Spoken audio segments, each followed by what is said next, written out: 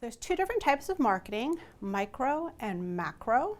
Micro marketing is when a company tries to satisfy the needs of its customers. So it anticipates customer needs and directs goods and services to meet those needs. Micro marketing is about individual organizations. It's when we talk about Coca-Cola or Google or Facebook. It's about a specific company meeting the needs of its specific customers. And that's really the heart of this entire course and where we focus most of our interest and attention on micro marketing. The rest of this video will be about macro marketing. Macro marketing is about accomplishing the objectives of society. This is when we're talking about entire society. The best way to think about this would be about a geographic area. So think about maybe the southeastern part of the United States or the United States, and everyone within a certain geography, either the Southeast or the United States, and all the companies that produce goods and services within that geography. So it's all about matching producers and consumers, everything that's produced by all the different producers and everything that's consumed by all the consumers in that location, and how the match happens. So it's about the overall whole system and how society benefits or is harmed by that match. So for example, thinking about economics, if you have too much that's produced and not consumed, you have surplus or waste. And if you have shortage, there isn't enough that's produced, then you have people who have needs that aren't being met or who are not satisfied. So having a strong economic system is very important, and what you're looking to achieve is a match where we don't have surplus or waste and we don't have people who have needs who aren't being met. Every economy needs a macro marketing system. There are two major types of macro marketing systems. One is a command economy, another is a market-directed economy. In a command economy, government officials decide about production and distribution. Command economies work well if they are simple, there's very little variety in production, and more often than not, they're used when there is adverse conditions. So in the world today, there are some countries with command economies, but overwhelmingly, a majority, 98, 99% of countries today in the world have adopted a market-directed economy. These are economies that adjust themselves. Price is a value measure. Consumers have freedom of choice. You may not think about it, but each and every time you make a purchase, whether it's with cash, with your credit card, with your Apple Pay, you are voting for a company to succeed because you're choosing that company over all the other options you had. So the consumer is the one that controls the winners and losers within a market-directed economy. The government is involved in setting the rules, but once the rules are set, then the game is played with the producers and the consumers decide which producers win and which ones lose based on how they spend their money. Let's dig deeper on how these systems work. So when we think about producers and consumers, they have very different goals.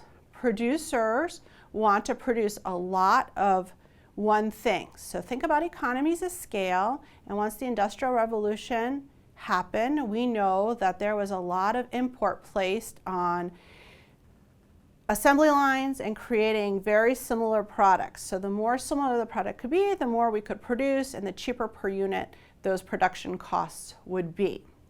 Whereas consumers like you and me, we don't want a lot of the same thing. We would have no need for that. What we want is just one or two of a huge variety of different goods and services.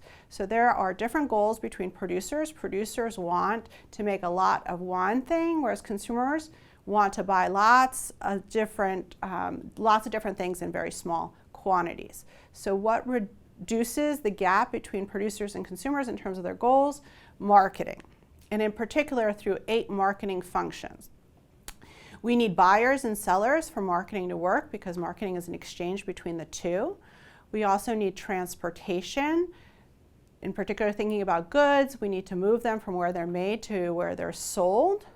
Along the way, they need to be stored. Someone in the channel of distribution, either the producer, the wholesaler, or the retailer, needs to standardize and grade. Standardization means putting like things together, whereas grading means separating the better things from the worse things.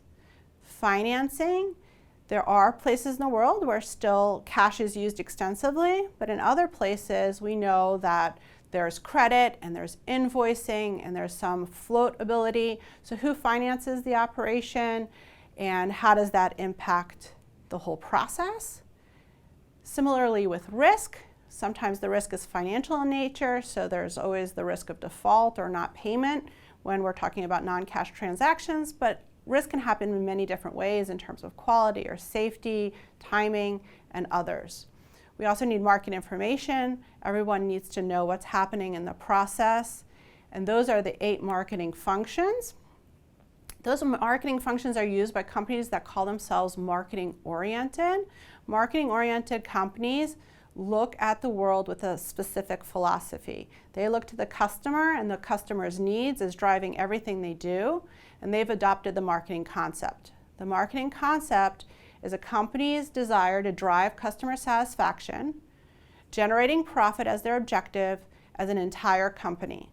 So regardless of whether you work in marketing or not, if you're part of a marketing-oriented company, you drive customer satisfaction with everything you do.